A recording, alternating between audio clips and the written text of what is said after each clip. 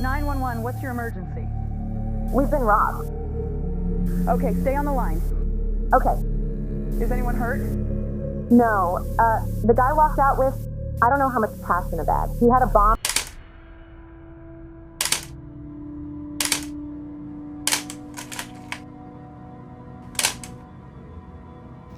On August 28, 2003, in Erie, Pennsylvania, Brian Wells, a 46 years old pizza delivery man, became the center of one of the most shocking crimes ever seen. That afternoon, Brian walked into a bank with something terrifying locked around his neck, a homemade bomb. He handed the tellers a note that demanded $250,000 and threatened that the bomb would explode if he didn't get the money. The teller gave him $8,700 because the bank didn't have that much cash available. 15 years ago today, pizza delivery man Brian Wells was killed in a bizarre crime. It ignited a federal investigation and gained international attention. Brian woke up with the money and drove away, but he didn't get far. Police quickly stopped him and saw the bomb. It was attached to his neck with a metal collar that couldn't be removed. Brian sat on the ground as police tried to figure out what to do. Why was he wearing a bomb? Brian told the police that he had been forced to rob the bank by strangers. According to him, someone had tricked him into delivering pizza to a remote TV tower on the edge of town.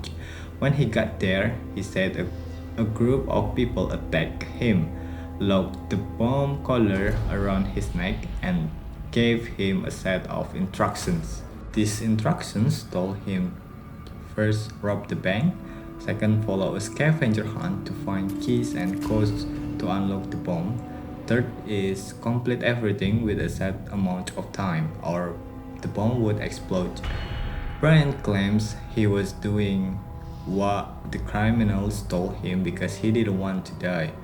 But some investigators wondered if he might have been involved in the crime and thought the bomb was fake until it was too late. While police waited for the bomb squad to arrive, Brian sat on the ground, planning for help. Unfortunately, the bomb squad wasn't able to get there fast enough. At 3:18 p.m., just 30 minutes after Brian dropped the bank, the bomb began to beep and explode in front of police. Brian was killed instantly, and the event shocked everyone. It became known worldwide as the Erie Pizza Bomber case. It's a complex case that the FBI spent years investigating and prosecuting. Now, Police and FBI agents were left with a puzzle. Who forced Brian to rob the bank? And why was the crime planned so carefully? The bomb was very complex. It wasn't something an amateur could make. It had multiple layers, wires, and even bomb traps designed to hurt anyone who tried to take apart. Investigators believe the bomb maker was skilled and had spent a lot of time creating it. Inside Brian's car, they found a handwritten note with step-by-step instructions. This note explained the scavenger hunt Brian was supposed to complete after the robbery, but when investigators followed the directions, they found that the tasks were impossible to finish in time. This made them think the scavenger hunt was just a trick to distract Brian and the police. When the police eventually got their hands on the handwritten notes Wells had been given, it quickly became clear that this was not a random act of violence, but a calculated plot. The language was cold, direct, and impersonal, making specific demands and threats. Key suspects, Marjorie and Rothstein. The case took a strange turn when police got a tip about two people. The first is Marjorie Dale Armstrong, a highly intelligent woman with a history of mental illness and violence. Second is Bill Rothstein, a handyman known for his mechanical skill and who once dated Marjorie.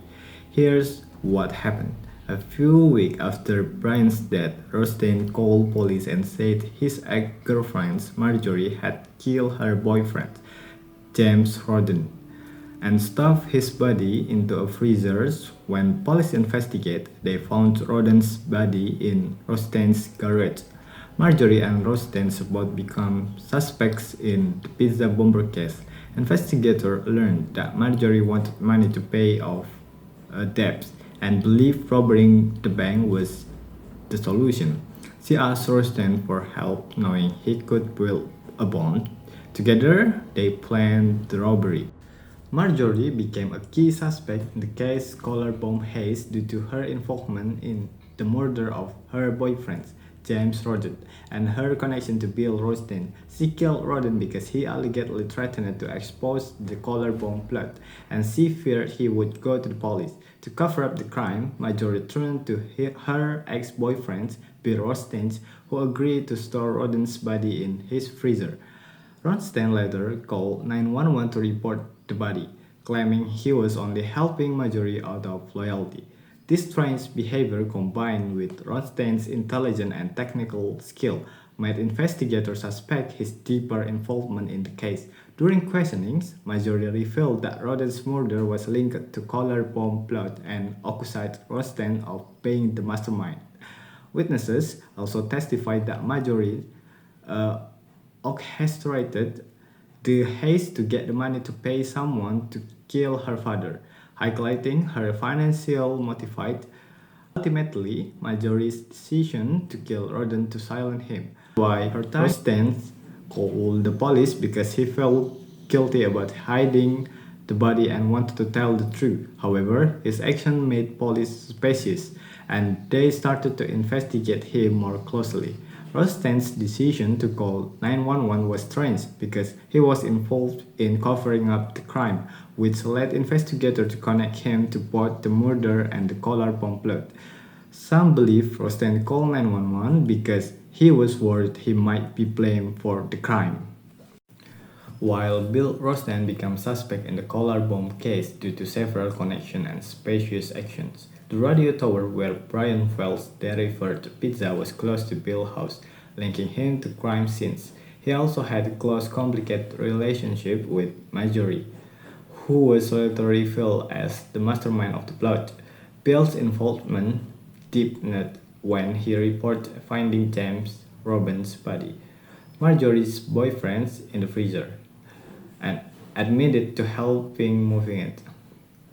Known for his intelligence and mechanical skill, Bill matched the profile of someone capable of wielding the collar bomb, as the FBI believed it required advanced knowledge of wood and metals. Additionally, Marjorie accused Bill of being involved in the crime, and his access to the tool further raised suspicions. Despite this factor, no concrete evidence directly tied Bill to building the bombs or planning the robbery, leaving his role in the case unclear. Investigation outcome. In 2007, 4 years later, the U.S. attorney charged Marjorie Rosten, even though he had died, and Wells himself. The FBI said Wells started as a willing participant but was later forced to wear the bomb. Many people doubt the government story. Why would Wells agree to this? Was Marjorie really smart enough to plan such a complicated crime? The FBI claimed the scavenger hunt wasn't real, which made people question the truth even more. At the trial, Kenneth Barnes said Wells was tricked with the promise of money. Marjorie said she was innocent but was found guilty and sent to prison. The mystery of bomb maker. Even after the case was closed, big questions remained. Who actually built the bomb? Who was the crime so complex? The bomb's design so someone wanted to feel powerful and prove how smart they were.